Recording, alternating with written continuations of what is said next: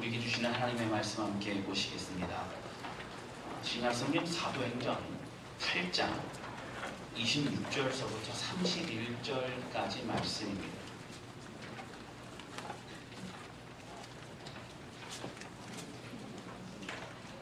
신약성경 사도행전 8장 26절서부터 31절까지 말씀입니다.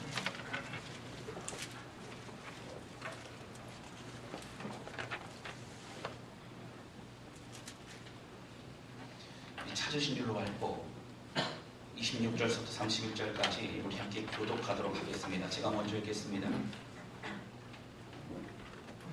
주의 사자가 빌립에게 말하여 이르되 일어나서 남쪽으로 향하여 예루살렘에서 가사로 내려가는 길까지 가라 하니 그 길은 광야라. 일어나 서건이 에리오야라 곧 에리오야와 간다게 동국은 도를 맡은 할례인 그 제사 예배하러 예루살렘에 왔다가 돌아가는데 수레를 타고 선지자 이사야의 글을 읽더라. 성령이 읽더러 이르되 이 수레로 가까이 나아가라 하시거늘 빌립이 달려가서 선지자 이사야의 글 읽는 것을 듣고 말하되 읽는 것을 깨닫느냐. 대답하되 집에 있는 사람이 없으니 어찌 깨달을 수 있느냐 하고 빌립을 대하여 집에 올라가지 아니라. 아멘. 할렐루야. 아멘. 여러분 지난 한 주간도 하나님의 은혜로 승리하셨을 줄로 믿습니다. 날씨가 점점 가을을 향해서 다가가고 있습니다. 한결 더위가 누그러진 날씨입니다. 이 행복한 날씨를 마음껏 누리실 수 있기를 바랍니다. 최복현 씨가 지은 하루 30분 행복 찾기라고 하는 책에 이런 내용이 있습니다. 독일의 본이라는 도시에 가면 베토벤의 집이 오늘날까지 남아있다고 합니다. 방의 중앙에는 베토벤이 애용하던 피아노가 놓여있는데 그것을 본 방문객들이라면 누구나 커다란 교훈을 얻어 간다라고 합니다. 왜냐하면 그 방 중앙에 있는 피아노의 건반이 움푹 패여 있는 것을 보게 되기 때문입니다. 베토벤도 이렇게 심한 연습을 하였는가? 천재도 우연히 탄생하는 것은 아니구나라고 하는 방문객들의 누구나 그런 느낌을 받고 돌아가게 된다고 하는 것입니다. 여러분, 천재가 노력하지 않으면 보통 이하가 된다라는 말이 있습니다. 로마가 하루아침에 만들어지지 않았듯이 심은 것 없이 거둘 수 없는 것입니다. 베드로전서의 말씀에 보면 선지자들이 어떻게 하나님의 말씀을 받아 이 세상에 전달하였는지가 나옵니다. 베드로전서 1장 10절에 보면 이 구원에 대하여는 너희에게 임할 은혜를 예언하던 선지자들이 연구하고 부지런히 살펴서 라고 나옵니다. 그렇습니다. 선지자들은 연구하고 부지런히 살폈습니다.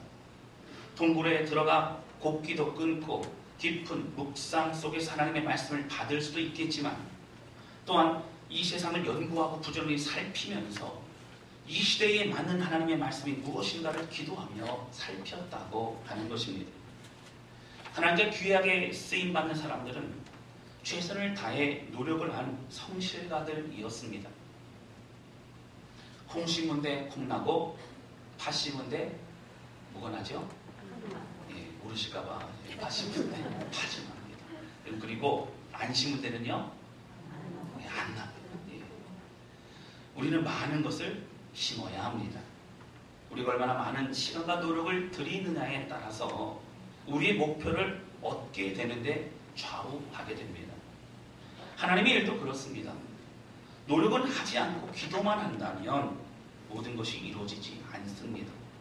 많은 시간을 들여 내가 해야 될, 내게 맡겨진 일들을 최선을 다해 해야 됩니다. 또한 하나님을 의지하며 무릎 꿇는 기도의 시간을 통해서 아름다운 열매가 맺혀지게 되는 것입니다. 한편의 설교가 나오기까지 그 말씀을 깊이 묵상할 뿐만 아니라 그 말씀의 은혜로 먼저 몸부림치고 하나님 앞에 직면하여야만 강단에 서서 말씀을 전할 수 있는 것입니다. 지금의 한국 교회의 역사는 수없이 헌신하며 자신을 하나님께 드린 많은 믿음의 선배들을 통한 이루어진 열매라고 하는 것입니다. 자신의 주 앞에 드린 그러한 눈물과 헌신이 없는 이러한 열매가 맺혀지기 어렵습니다. 그리고 이제는 그 열매를 더욱 아름다운 열매로 성장시키고 하나님 앞에 합당한 은혜의 삶으로 나아가야 합니다. 한국 교회의 지금의 위기는 우리에게 남겨진 숙제가 되었습니다. 전 세계 흩어져 복음을 전하는 많은 선교사님들의 사역도 마찬가지입니다. 여러분, 한순간에 열매가 맺혀지지 않습니다. 그래서 심는 시간이 필요합니다. 현지 사람들과 같이 살고 같이 공감하고 함께하는 시간이 흘러갈 때에 그들의 마음이 열리고 우리들의 소리에 귀를 기울이게 되는 것입니다. 성경을 보면서 가장 신나고 재미있는 성경 중에 하나가 바로 사도행전입니다. 사도행전은 오순절의 성령의 역사를 받은 이후에 이제 사도들의 사역의 모습을 적어놓은 것입니다. 무엇보다 그들의 사역에는 하나님의 놀라운 기적과 역사하심이 있었습니다. 그래서 내려갈 때마다 또 다른 하나님의 역사에 대한 기대를 하게 됩니다. 그러나 그 열매들이 맺히기까지 사도들과 성도들의 헌신과 눈물이 있었습니다. 한순간에 그렇게 이루어지지 않았다고 하는 것입니다. 지금 우리의 시대는 분주하고 너무도 바쁜 시대입니다. 쫓기는 시대입니다. 그래서 꾸준히 기도하고 오랜 시간 믿음으로 하나님을 바라보는 것이 힘이 들기도 합니다. 그러나 이런 분주하고 쫓기는 시대에도 하나님의 역사는 일어나고 있습니다. 바로 그것은 하나님 앞에 마음 없이 헌신하는 사람들이 있기 때문입니다. 하나님은 하나님의 말씀에 순종하는 사람들을 통해서 역사하시기 때문입니다. 저는 꿈이 있습니다. 사도행전의 역사는 과거의 추억의 역사가 아니라는 것입니다. 지금도 그 역사하심이 우리를 통하여 일어나야 되고 그리고 일어나고 있다라고 하는 것입니다. 우리 자신이 지금 그때 당시의 사도들과 같이 그때 당시의 성도들과 같이 그렇게 하나님 앞에 마음을 들이며 고백하게 된다. 그리고 최선을 다하여 순종하게 된다면 그때 그 당시의 역사의 현장은 바로 지금 우리가 기도하며 하나님을 만나는 우리의 예배의 현장이 되게 될 줄로 믿습니다. 가정이 회복되고 그리고 더욱 하나님만 바라보는 하나님을 사모하는 가정이 되게 될 줄로 믿습니다. 자세한 교회가 초대교회의 공동체성을 더욱 회복하고 그 은혜의 현장이 지금 우리의 현장이 또한 될 것을 믿고 나아가는 그런 우리 모두가 되실 수 있기를 주님 이름으로 축원합니다.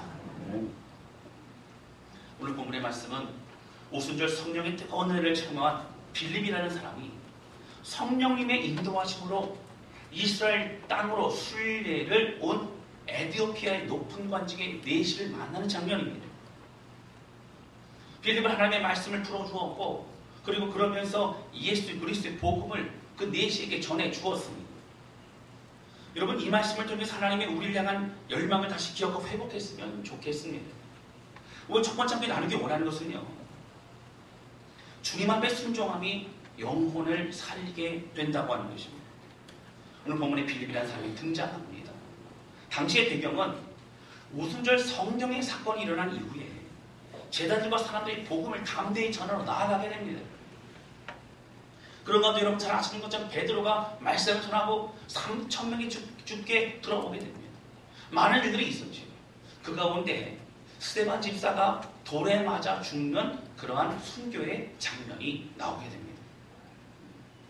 그 순교의 그 사건을 계기로 예루살렘을 비롯한 이스라엘의 믿는 그리스도인들 핍박을 피해서 흩어지게 됩니다. 그때 엄청난 핍박을 피해서 사마리아로 흩어졌던 사람 중에 하나가 바로 오늘 본문의 말씀에 나오는 빌립이라는 사람입니다. 빌립은 예루살렘 교회에서 세운 7명의 집사이기도 했습니다. 사도행전 6장에 보면 그는 성령과 믿음이 충만한 사람이라고 성경은 말하고 있습니다. 그는 핍박을 피해서 사마리아로 갔지만 그는 복음을 전하는 것을 멈추지 않았습니다. 사마리아에서도 그는 예수 그리스도의 부활의 그 주님을 전하게 되었습니다. 그러는 가운데 오늘 본문의 말씀과 같이 빌립은 성령이 주시는 마음에 순종합니다. 오늘 본문의 말씀 보시겠습니다. 26절입니다. 26절 보시면 우리 같이 읽겠습니다. 시작. 주의 사자가 빌립에게 말하여 이르되 일어나서 남쪽으로 향하여 예루살렘에서 가사로 내려가는 길까지 가라 하니 그 길은 광야라.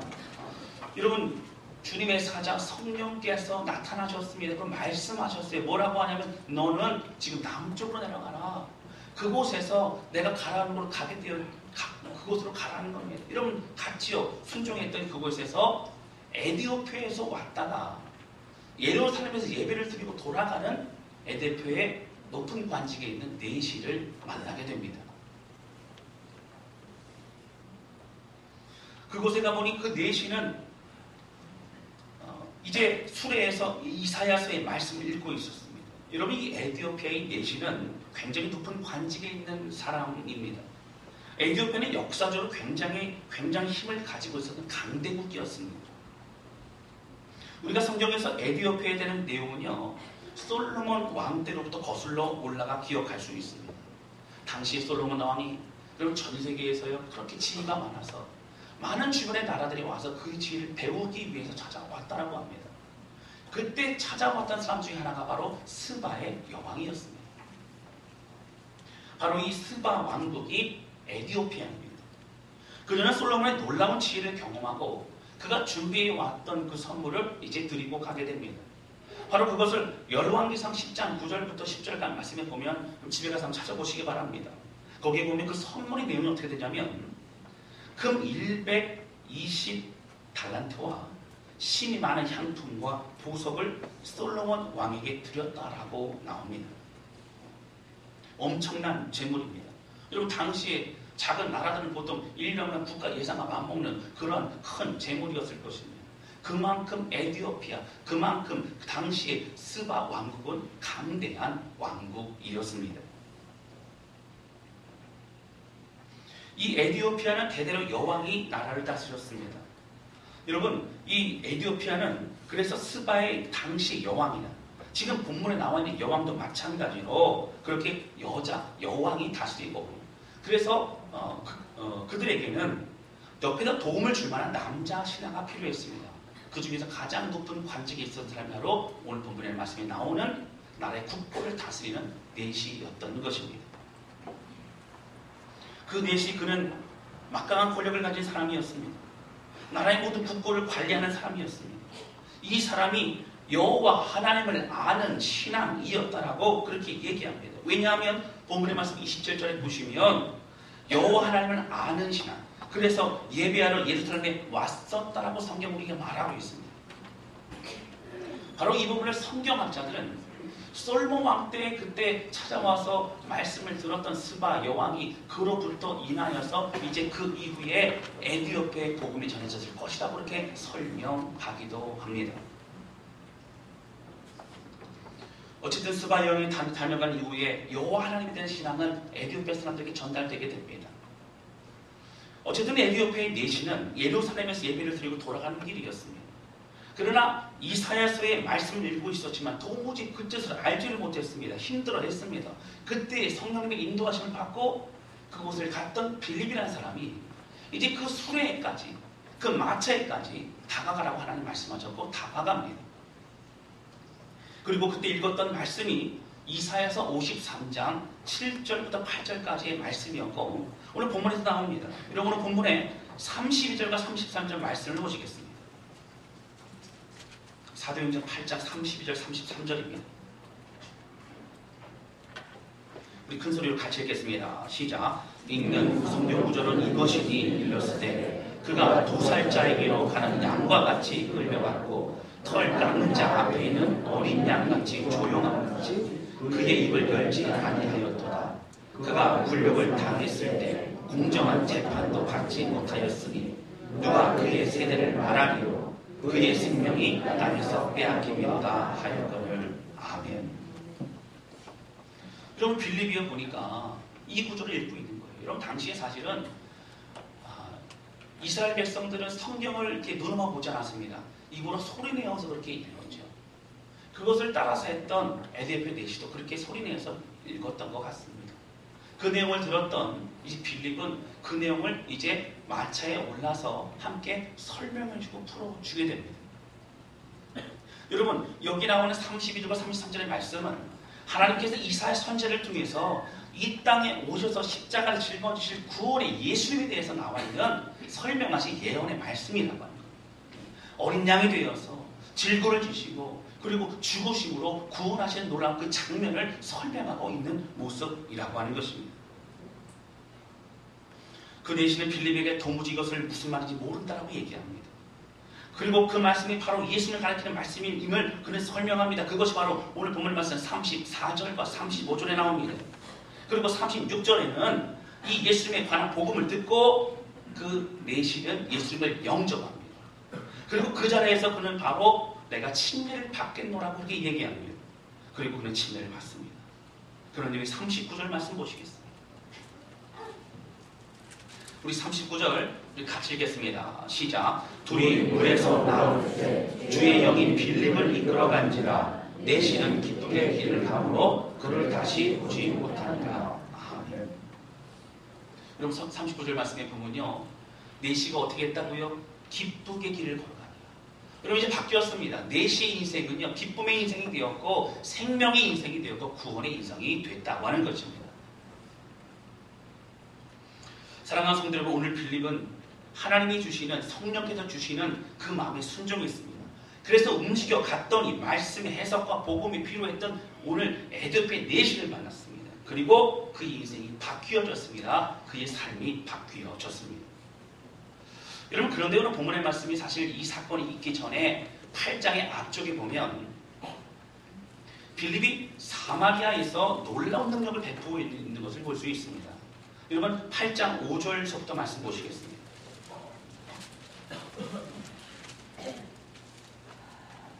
5절 말씀 보시면요. 빌립이 사마리아 성에 내려가 그리스도를 백성에게 전파한 이렇게 나옵니다. 6절 보시면 무리가 빌립의 말을 듣고 행하는 표적도 보고 한 마음으로 그가 하는 말을 따르더라. 여러분 당시에 사마리아 사람들이 한 마음으로 순종하여서 그 말을 들었다는 겁니다. 그리고 7절 8절입니다. 우리 같이 읽겠습니다. 시작. 많은 사람에게 붙었던 더러운 귀신들이 크게 소리를 지르며 나가고 또 많은 중풍병자와 못 걷는 사람이 났으니 그 속에 큰 기쁨이 있더라. 아멘. 여러분 흩어져서 떠났던 그곳 사마리아에서 복음을 전하고 함께 말씀을 전하고 함께 기도하던 빌립을 통하여 사마리아는 이제 기쁨의 땅이 되었습니다. 회복의 땅이 될 수 있었다고 하는 것입니다.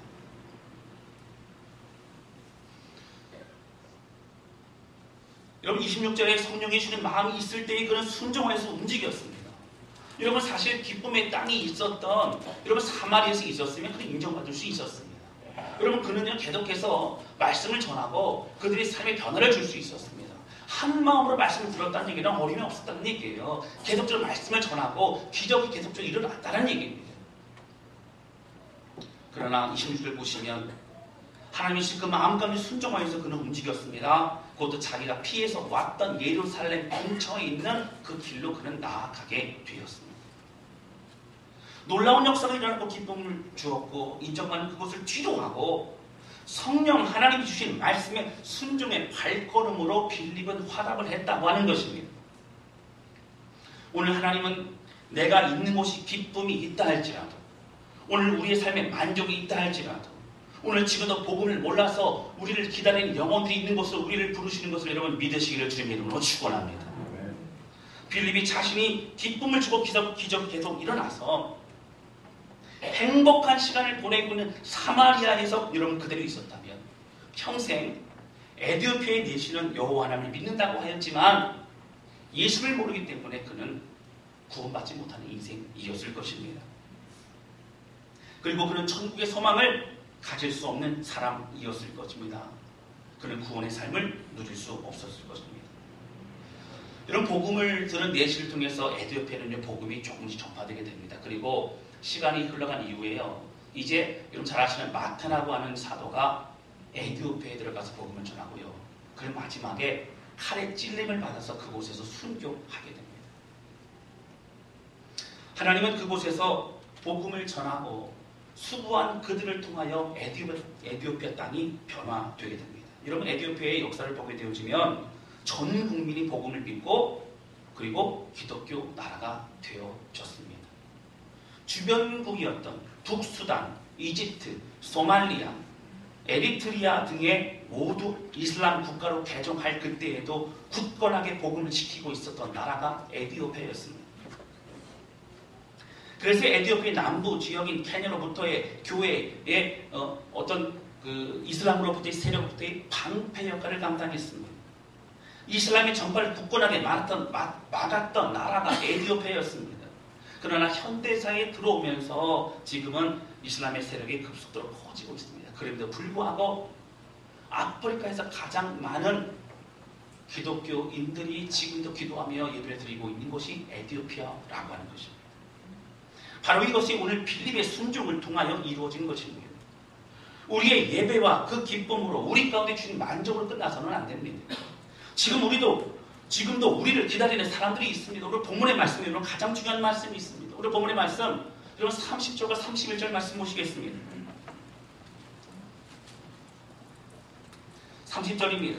제가 읽겠습니다. 빌립이 달려가서 선지자 이사의 글을 읽는 것을 듣고 말하되 읽는 것을 깨닫느냐. 31절 같이 읽겠습니다. 시작. 대답하되 저에 있는 사람이 없으니 어찌 깨달을 수 있느냐 하고 빌립을 청하여 집에 올라가 출제하니라. 여러분 여기 보시면 대답하되 지도해주는 사람이 없으니 어찌 깨달을 수 있느냐라고 대답합니다. 여러분 지도해주는 사람이 없다는 얘기는 말씀을 전파해주는 사람이 없으니 복음을 전해주는 사람이 없으니 말씀을 깨닫게 해주는 사람이 없으니 어떻게 구원을 받고 어떻게 영생을 얻을 수 있겠느냐고 하는 것입니다.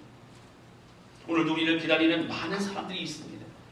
특히 우리 주변에도 복음을 듣고 그리고 주 앞에 나와야 될 사람들이 많이 있습니다. 복음을 들어보지 못하거나 그러나 복음을 듣기에도 많은 어려운 핍박이 있는 그러한 선교지도 우리 가운데 참 많이 있습니다. 영혼을 향하여 움직이고 쓰임받는 인생이 되는 것이 얼마나 중요한지 모릅니다. 여러분 우리가 나가서 복음을 전해야 합니다. 우리를 기다리는 사람들이 우리가 함께 나아가야 합니다. 그러나 여러분 당장 우리가 이제 타문화권 다른 나라로 당장 갈 수 없기 때문에 우리가 대신해서 우리가 보낸 사람들이 있습니다. 우리가 해야 할 일을 바로 저와 여러분이 해야 될 일들을 이제 부탁하여 그렇게 맡긴 사람들이 있습니다. 바로 우리가 파송하고 협력하고 있는 선교사님들이 것입니다.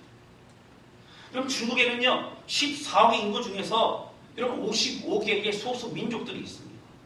이 55개의 소수 민족들 그 숫자를 전체를 더해보면 여러분 8.5% 정도 되는데 1억 2천만 명이나 됩니다. 우리나라의 인구보다 훨씬 많죠. 중국은 특별히 이 소수 민족들에게 복음을 전하는 것을 또한 복음 교육을 시키는 것을 굉장히 민감하게 생각합니다. 왜냐하면 외국의 사상이 들어오면 그리고 복음이 들어가거나 교육을 받으면 그들이 독립을 운동을 할 것에 대한 그런 우려를 하기 때문입니다.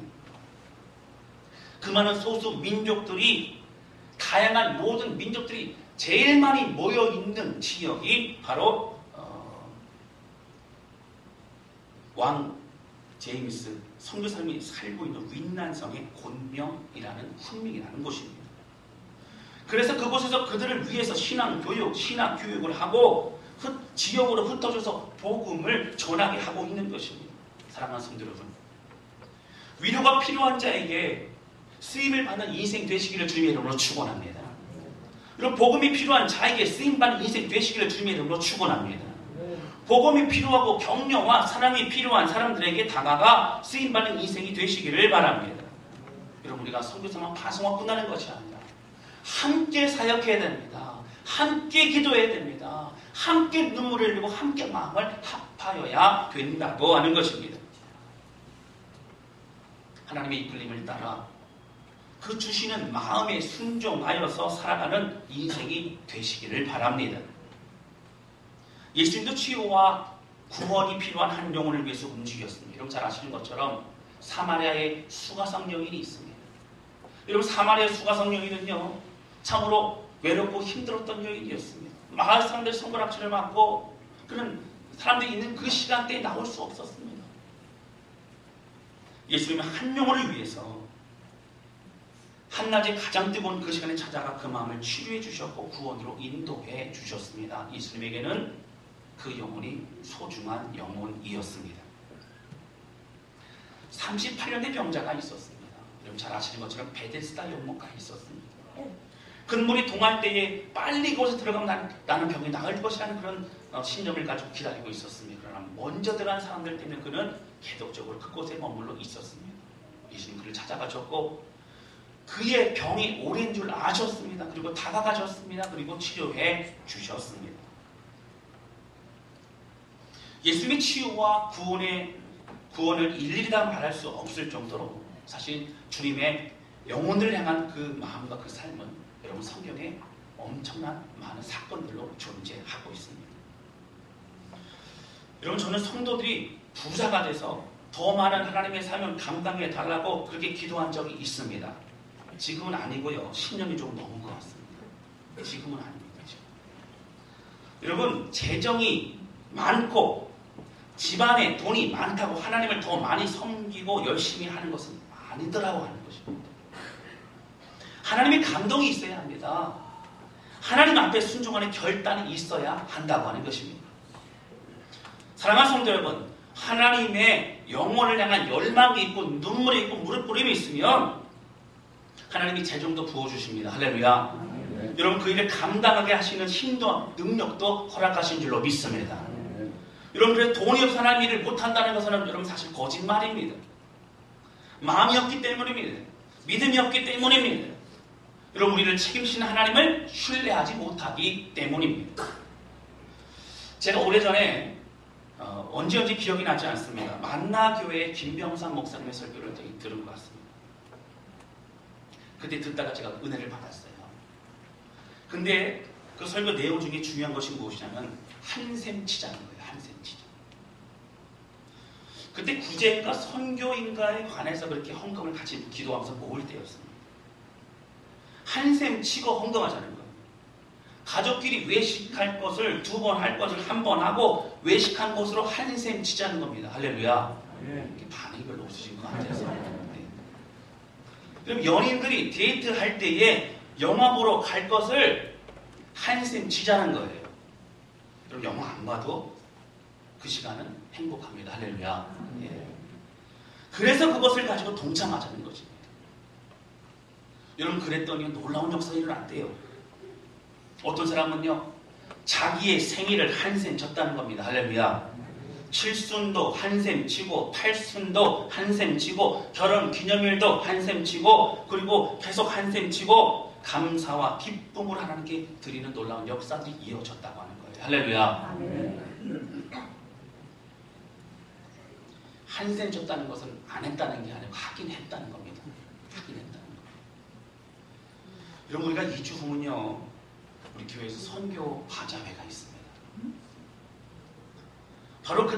바로 이제 오늘 말고 이 다음 주가 임직 선거가 있어요. 임직 선거가 있으면 사람들이 우리 교회에서 처음 하는 임직 투표이기 때문에 많은 관심을 가지고 있습니다. 맞습니다. 중요합니다. 그러나 우리는 또 우리를 기다리는 영혼들을 관심 있게 생각해 볼 수 있어야 합니다. 여러분 저희도 한샘 치는 마음으로 동참해 주시기를 바랍니다. 아멘 소리가 저거 다시 한번 제가 한번 말씀을 드립니다. 여러분 저희도 한샘 치는 마음으로 함께 동참하시기를 주님의 이름으로 축원합니다. 여러분 우리가 하나님의 역사를 기대하는 마음으로 섬기는 것이 사실 헌신하는 것은 불편하고 어렵습니다. 여러분 편안한 상황에서 할 수 없습니다. 불편합니다. 어렵습니다. 내가 불편을 감수하고서라도 마음을 주 앞에 드릴 때에 하나님의 역사가 일어나는 줄로 믿습니다. 할 수 있는 만큼이 아니라 빌립보 교회와 같이 힘에 지나도록 동참하시기를 주님의 이름으로 축원합니다.